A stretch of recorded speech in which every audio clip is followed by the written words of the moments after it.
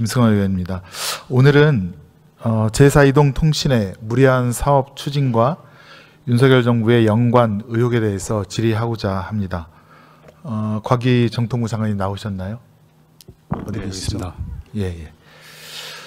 지금 제4 이동통신에 대해서 저희가 살펴보니 일단은 기본 자격 조건이 없는 단순 등록제 방식으로 채택을 한 절차적 하자와 그리고 낙찰받은 회사가 선정된 회사가 자본 잠식 상태의 회사였고 또 기업 사냥꾼 전력이 있는 대표자가 관여했다는 점, 또 산업은행과의 사전 협의가 없는 정부 지원 등 대출 계획이 있었고 카카오 계열 분리 시 자금이 미납되었다는 그런 전 허위의 점, 그리고 마지막으로는 이 사업이 무산됐을 때 사업 취소와 보증금 몰취를 해야 되는데 그러지 않고 정부가 오히려 정책자금 지원이라는 이례적인 특혜를 주려고 했다는 점을 지적해 드리겠습니다.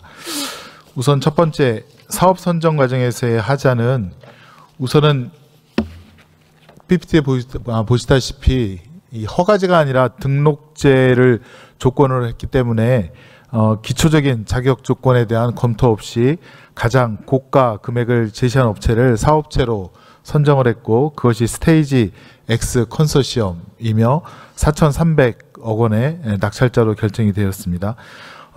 우리 의원실 질의에 과기정통부는 당시 사업은 등록제 주파수 경매로 진행되고 있었고 그래서 사업자에 대한 기본적인 조사를 안 했다. 뭐 이런 답변을 하고 그렇게 답변을 하였습니다. 장관님, 우선 이 첫 번째 점에 대해서는 알고 있나요? 네, 내용 알고 있습니다. 예, 두 번째는 낙찰업체, 즉 스테이지 X의 심각한 재무적인 문제인데요. PPT에서 보시다시피 이런 업체들이 전략적 투자자로서 구성원으로서 참여를 했는데 우선 스테이지 X의 사업 추진자인 스테이지 5라는 그런 업체가 사업자 선정 당시에 이미 자본 잠식 상태로 이와 같이 네 번째 이동통신과 같은 수조 원 규모의 투자를 진행하기에는 굉장히 부실한 회사였다라고 하는 것이 있었고요. 또 이 스테이지 X 컨소시엄을 만든 서쌍원이라고 하는 과거 EWK의 대표가 본인의 상장사를 스테이지 X라든가 혹은 무자본 M&A를 통해서 기업 사냥꾼 방식으로 양수를 받으려고 했다라는 의혹이 있습니다. 이 점에 대해서도 과기부에서 파악하고 계신가요? 네, 그 관련된 사항들은 저희가 충분히 조사를 했던 걸로 알고 있습니다. 그 결론이 무엇인가요?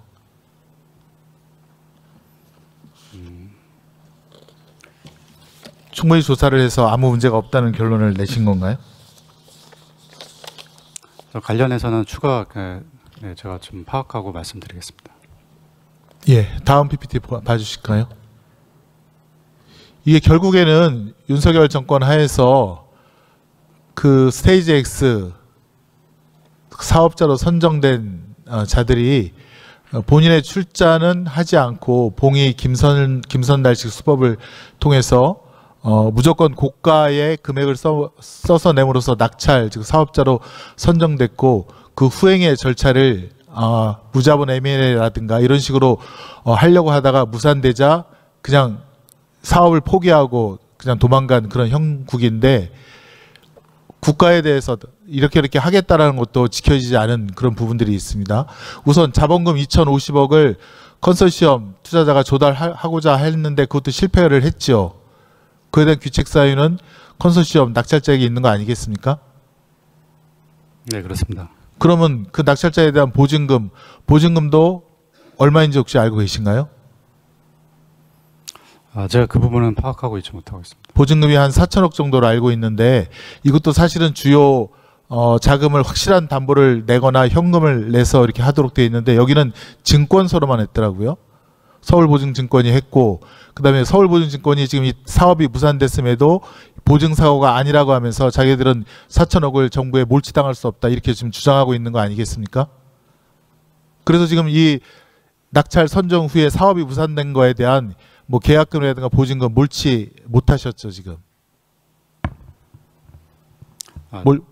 못 하셨잖아요. 네, 죄송합니다. 제가 정확하게 그 파악을 하고. 네, 요거는 좀 파악해 주시면 이게 네. 전 정권이기 때문에 사실 뭐 새로 취임하신 장관님께 하나하나 뭐 답변을 저희가 뭐 들을 수는 없다고 생각하지만 요것은 지금 전 정권 일인데 그냥 유야무야 넘어갔다라고 판단이 되기 때문에 이거는 반드시 장관님께서도 관심을 갖고 다시 짚어줘야 된다 이렇게 생각을 합니다.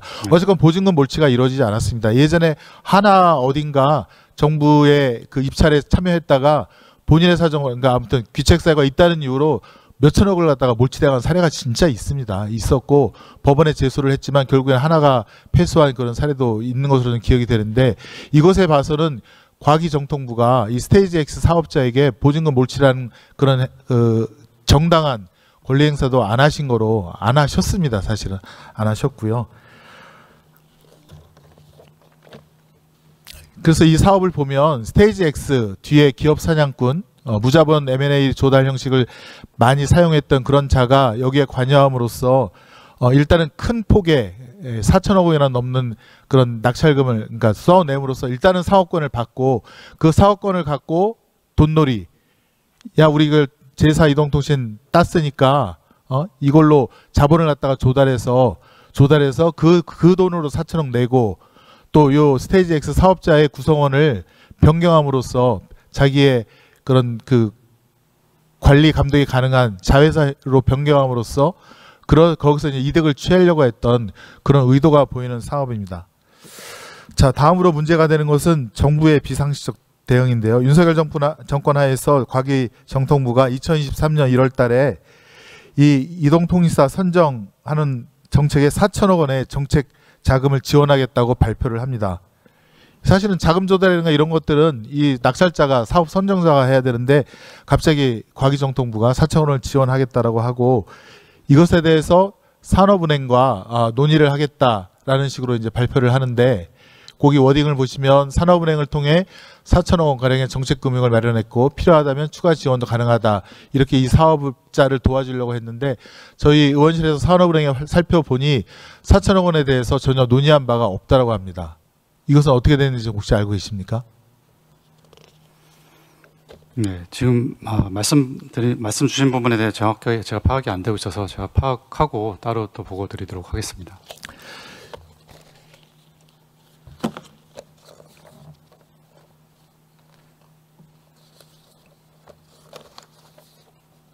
자, 이렇게 갑자기 이제 제사 이동통신과 함께 제사 인터넷 뱅킹이 2023년 2월 달 윤석열 전 대통령이 뜬금없이 이 통신이라든가 금융은 공공재라고 하면서 네 번째 이동통신과 네 번째 인터넷 뱅킹을 만들겠다고 하는 것에서부터 시작이 되고 있고요. 그래서 이렇게 무리한 사업이 적법하지 않은 방법으로 추진이 됐고 사업이 무산이 되었어도 그 무산에 대한 책임을 정부가 정당하게 묻지 않았다. 이런 의혹을 그런 것이 이제 밝혀졌고 왜 이렇게 됐을까라고 봤을 때 그 뒤에는 제사 인터넷 뱅킹을 하려고 했던 IMS 모빌리티 사건과도 관련이 있다. 이렇게 판단이 됩니다. 다음 PPT 한번 보실까요?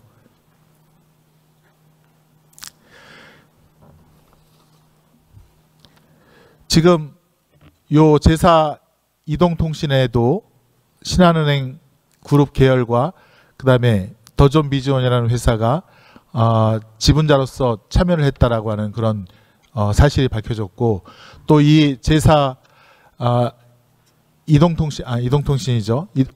제사 이건 뭐죠?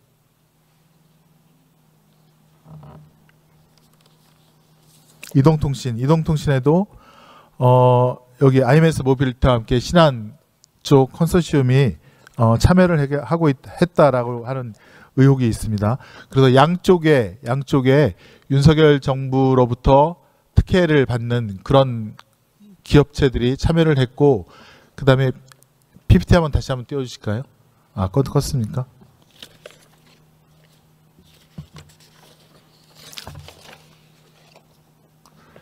지금 스테이지 5를 중간에 구플랜핀 다이렉트 조합 3조합이라고 하는 투자조합의 변경을 시도했는데 이 투자조합에 김건희 측 BP 패밀리라든가 김건희 측 인사들이 여기에 참여함으로써 제사 이동통신이 사업을 통한 자금 조달이라든가 수익을 갖다가 보려고 했던 그런 의도가 보인다라고 저희 의원실은 파악을 하고 있습니다. 그래서 마지막으로 이제 장관님께는 요 것에 대한 이 사업 추진 과정